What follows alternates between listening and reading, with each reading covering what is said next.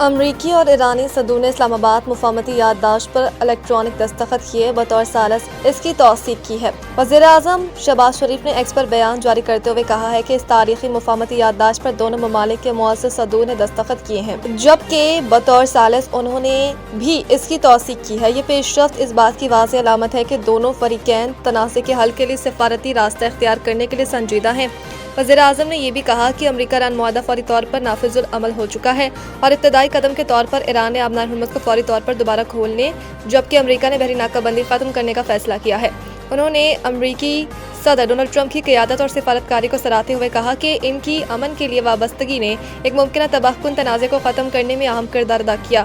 انہوں نے امریکی مذاکراتی ٹیم بشمول جے ڈی وینس، اسٹیو وٹکاف اور جیرڈ کوشنر کی کوششوں کو بھی خراج تحسین پیش کیا۔ ایران اچھا برتاؤ کرے گا تو $300 ارب کے فنڈ تک رسائی حاصل کر سکتا ہے۔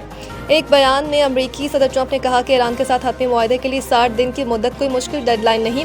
امریکی فوج کچھ عرصے تک خلیج میں موجود رہے گی۔ ڈونلڈ ٹرمپ نے کہا کہ ایران کا بہت سارا پیسہ منجمد کیا گیا ہے اور وقت آنے پر یہ واپس کریں گے۔ ایران نے مثبت رویہ اپنایا تو پابندیوں کے حوالے سے پیش رفت ہو سکتی ہے، جبکہ ایران اچھا برتاؤ کرے گا تو $300 ارب کے فنڈ تک رسائی حاصل کر سکتا ہے۔ امریکی صدر کا کہنا تھا کہ ایران راضی ہے کہ وہ نہ ایٹم بم بنائے گا، نہ حاصل کرے گا جوہری ذخائر سے متعلق ٹیکنیکی بات چیت بھی جلد شروع ہو جائے گی۔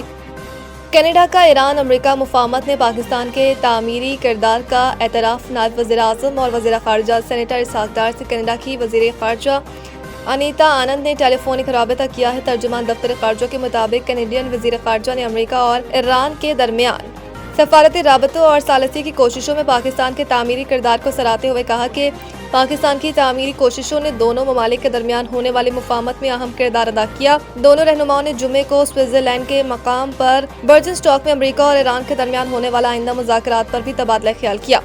محسن نقوی کا جلوس و مجالس کے داخلی اور خارجی راستوں پر سخت چیکنگ کا حکم۔ وزیر داخلہ محسن نقوی کی زیر صدارت محرم الحرام کے دوران سیکیورٹی اور دیگر انتظامات سے متعلق جائزہ اجلاس ہوا۔ اجلاس میں بتایا گیا ہے کہ سیف سٹی میں مرکزی کنٹرول روم قائم کر دیا گیا۔ مجالس اور جلوسوں کی حفاظت کے لیے 4 درجاتی حصار قائم کرنے کا فیصلہ کیا گیا ہے۔ محفوظ محرم خصوصی ایپ کے ذریعے شہری مشتبہ شخص مشکوک سرگرمی یا نامکمل حفاظتی انتظامات کی اطلاع دے سکے گی۔ فیفا ورلڈ کپ، رونالڈو کا جادو نہ چلا۔ پرتگال اور کانگو کا میچ 1-1 گول سے برابر ہو گیا۔ ہیوسٹن میں فیفا ورلڈ کپ 2026 کے گروپ کے میچ میں پرتگال کو 6 منٹ میں یاؤ ناویز نے برتری دلوائی، لیکن پہلا ہاف ختم ہونے سے قبل کانگو کے یون ویسا نے مقابلہ برابر کر دیا۔ دوسرے ہاف میں پرتگال کے کینسلو کا گول آف سائڈ قرار دیا گیا۔ پہلے ہاف میں پرتگال نے میچ کا شاندار آغاز کیا اور 6 منٹ میں یاؤ ناویز کے خوبصورت ہیڈر کے ذریعے برتری حاصل کر لی۔ ابتدائی مرحلے میں پرتگال نے زیادہ گیند اپنے قبضے میں رکھی اور ڈی آر کانگو کو دفاعی پوزیشن پر دھکیل دیا۔ اس کے باوجود ڈی آر کانگو نے دفاعی طور پر منظم رہتے ہوئے مزاحمت جاری رکھی، اگرچہ انہیں پہلے ہاف میں واضح گول کے مواقع پیدا کرنے میں مشکل پیش آئی۔ پرتگال پہلے ہاف کے وقفے سے پہلے دوسرے گول کی تلاش میں رہا، جس میں کرسٹیانو رونالڈو اور برونو فرنانڈیز بھی نمایاں رہے، تاہم ڈی آر کانگو نے دباؤ برداشت کر لیا۔